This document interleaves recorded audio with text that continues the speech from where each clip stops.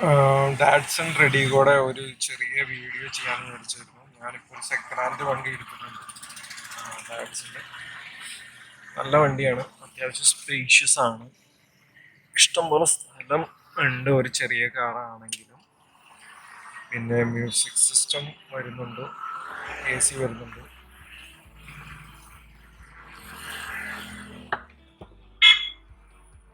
Just ഒരു overlook തരാം, അതിനുശേഷം അടുത്ത വീഡിയോയിലും മറ്റും ഇതിനെക്കുറിച്ച് കൂടുതൽ ആധികാരികമായിട്ട് സംസാരിക്കാം. ബിക്കോസ് ഞാനിപ്പോൾ യൂസ് ചെയ്തുകൊണ്ടിരിക്കുന്നു,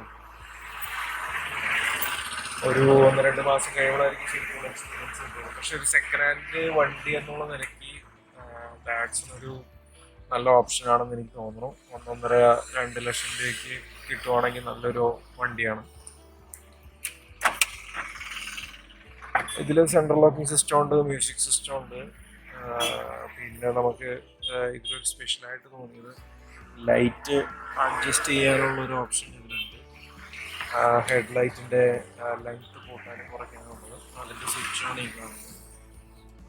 പിന്നെ നമുക്ക് ചാർജിങ് പോർട്ടുണ്ട്, നമുക്ക് വാട്ടർ വയ്ക്കാനായിട്ട്. ഇത് പഴയ മോഡലാണ്. പുതിയ മോഡലിൽ നമുക്ക് പിറകിലെ സീറ്റിനാണ് വരുന്നത്. ചെറിയൊരു ഗ്ലൗ ബോക്സ് ഉണ്ട്. പിന്നെ AC വെൻസ് ഉണ്ട്. ഓർമ്മ ഓപ്പൺ ആണ്, ഫുള്ളി ബാക്കി ക്ലോസ്ഡ് ആണ്. 3 ഉണ്ട്. ഇവിടെ നമുക്ക് ഇതിന് അടിയിലൊരു സംഭവമുണ്ട്, ചെക്ക് ചെയ്തിട്ടില്ല. നിങ്ങൾക്കറിയാമെങ്കിൽ ഒന്ന് കമൻറ്റ് ചെയ്യാം.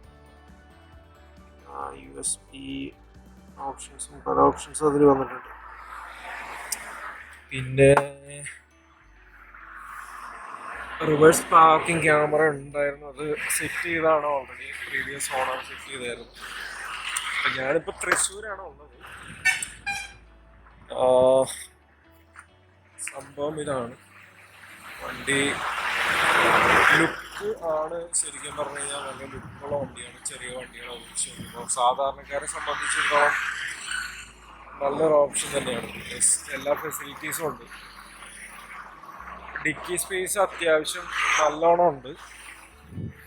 ഡിക്കി തുറക്കാനായിട്ട് നമുക്കിവിടെ കീട്ടൊന്നും തുറക്കാൻ പറ്റില്ല. So what we have to do, നമുക്ക് പോയിട്ട് താഴെ ലിവർ തന്നെ പിടിച്ച് പൊക്കേണ്ടി വരും. തുറക്കാം. ഡിക്കി സ്പേസ് ഞാൻ കാണിച്ചു തരാം. ഇനോർമസ് സ്പേസ് ആണ്. ഒരു CNG വണ്ടി ആക്കണം, കൺവേർട്ട് ചെയ്യണമെന്നൊക്കെ ആഗ്രഹിക്കുന്നുണ്ടെങ്കിൽ നല്ലൊരു ഓപ്ഷനാണ്. റിവേഴ്സ് ലൈറ്റൊക്കെ നല്ല സൂപ്പറാണ് കാണാനായിട്ട്. റിവേഴ്സ് ബാക്ക് ലൈറ്റ് ഒക്കെ കാണാനായിട്ട് അത്യാവശ്യം. ഇപ്പോൾ ഞാനിത് പൊക്കി ജസ്റ്റ് കാണിച്ചു തരാം. കേട്ടോ, ഇത്ര വലിയ ബാഗാണ്. ബാഗൊക്കെ ഇരിക്കുന്നുണ്ട്. ഇതിൻ്റെ അടിയിൽ സ്പെയർ വീലുണ്ട്. Not bad. പിന്നെ നമുക്ക് ഇവിടെ ട്രേ ഇല്ല. സോ ട്രേ ഇല്ലാത്തതുകൊണ്ട് തന്നെ നമുക്ക് വലിയ കംഫർട്ടബിൾ ആണ്. ലൈക്ക് ട്രേ ഉള്ള വേർഷൻസ് ഉണ്ട് കേട്ടോ, പക്ഷേ എൻ്റെ മോഡലിൽ വരുന്നില്ല. ഇത് നമുക്ക് ഈ സീറ്റ് നമുക്ക് ഇങ്ങോട്ട് മറച്ചിട്ട് കഴിഞ്ഞാൽ നമുക്ക് ഏതാണ്ട് 500 ലിറ്റർ കൂടുതൽ സ്പേസ് നമുക്ക് കിട്ടും ഈ വണ്ടിയിൽ. പിന്നെ വേണമെങ്കിൽ നമുക്ക് ഈ സീറ്റ് നമുക്ക് ഇവിടെ ഓപ്പണർ ഉണ്ട്, വേണമെങ്കിൽ അതെടുത്ത് മാറ്റിയാൽ കഴിഞ്ഞ് കഴിഞ്ഞാൽ നമുക്ക് ഒത്തിരി സാധനങ്ങൾ കൊണ്ടുപോകാം വെരി കംഫർട്ടബിളി. ഇതൊരു ചെറിയ റിവ്യൂ ആണ് കേട്ടോ. മൈലേജ് എന്ന് പറയാനായിട്ട് ഇപ്പം എനിക്ക് ഏതാണ്ട് 20 കിട്ടുന്നുണ്ട്. ഈ വണ്ടി ഏതാണ്ട് 35,000 കിലോമീറ്റർ കഴിഞ്ഞ വണ്ടിയാണ്. അത്യാവശ്യം കുഴപ്പമില്ലാത്തൊരു വണ്ടിയാണ്. അപ്പോൾ സെക്കൻഡ് ഹാൻഡ് ആരെങ്കിലും എടുക്കാൻ താല്പര്യം ഉണ്ടെങ്കിൽ ഞാൻ പറയും, വണ്ടി എൻജിൻ സൈഡൊക്കെ പെർഫെക്റ്റ് ആണെങ്കിൽ പോയി എടുത്തോളാം, ധൈര്യമായിട്ട് എടുക്കാം, നോ പ്രോബ്ലം. 13 സൈസ് റേഡിയസിൻ്റെ ടയറാണ്. കുഴപ്പമില്ലാത്ത അത്യാവശ്യം നല്ല ഗ്രിപ്പുള്ള ടയറാണ്. 155 ലെങ്ത് ഉണ്ട്. 155 80/R13 ആണ്. നല്ലൊരു ഓപ്ഷനാണ്.